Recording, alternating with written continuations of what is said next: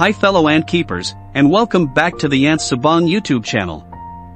This will be a short video showing off my Solenopsis geminata colony, also known as the red fire ant. I have kept them for years, and I haven't featured them since their first video way back when I created this channel. Believe me, I'm not kidding, controlling their population is difficult, and the only method I've found that works is to cull the colony into a manageable size once every 3 months. It's similar to poultry breeders culling millions of birds from oversupply. That is exactly what I did. I hope I gave a good example, and if you want to know how I do it exactly, do leave a comment below so that I can get back to you. When I first experienced fire ants was when I was a child. I remember it was an unpleasant encounter because I was stung by them on multiple occasions. It felt like my legs were on fire, so that is what they are called. I also remembered myself blowing up their nest with firecrackers during the festive occasions, but those were in the past. Now I keep them as pets. How absurd is that? Fire ants are one of the world's worst invasive species. They, in general, are fairly common right now and are found in many parts of the world. I grew to understand them and how they behave in captivity, and this gave rise to my healthy and active fire ant colony. My fire ant colony used to be in a 3-foot acrylic tank and amounted to 1 million individuals. It is now collecting dust in storage.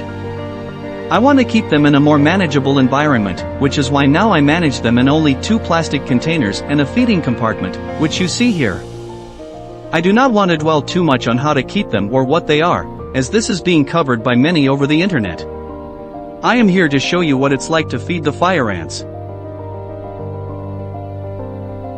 The first thing you notice about them is that they are fierce foragers. You never see just one foraging worker. Instead, there's almost always a teeming mass. If live prey is given, they kill it without hesitation, whether it be insects or other ants. The only thing that matters to them is the colony and its survival, which is mostly about food. I treat my fire ant colony as a decomposer, so to speak. Any leftover scraps from feeding my other colonies will be thrown into the fire ant nest. I even fed them carrots and apple scraps from my superworm and mealworm diets. As a result of all of this, I only fed them their actual meal of superworms and crickets once every 2 weeks. In order for them to survive, you should provide sugar water and fresh drinking water. Yes, they need to be given both, contrary to the belief that if you have already given sugar water, they do not need fresh water. Do keep their nest moist with just a few sprays of water, as this also helps their caverns to hold up and prevents them from collapsing. Once in a while, I do come across dead common house geckos, which takes us to this part of the video. Well, this one is dead due to being stepped on. This unfortunate gecko will not die in vain, as his death will serve as a good meal for my fire ant colony. I was contemplating which ant colony I would feed my accidental victim to, but since it was close to feeding time for my fire ants, they were the lucky ones. I did bathe it in hot water for a few seconds before giving it to them. It is not a big meal, but once in a while they should be treated to a piece of red meat. I hope you find this short video about my fire ants entertaining. I know this species is probably overfeatured on YouTube, but it is good that I can show you my colony from time to time.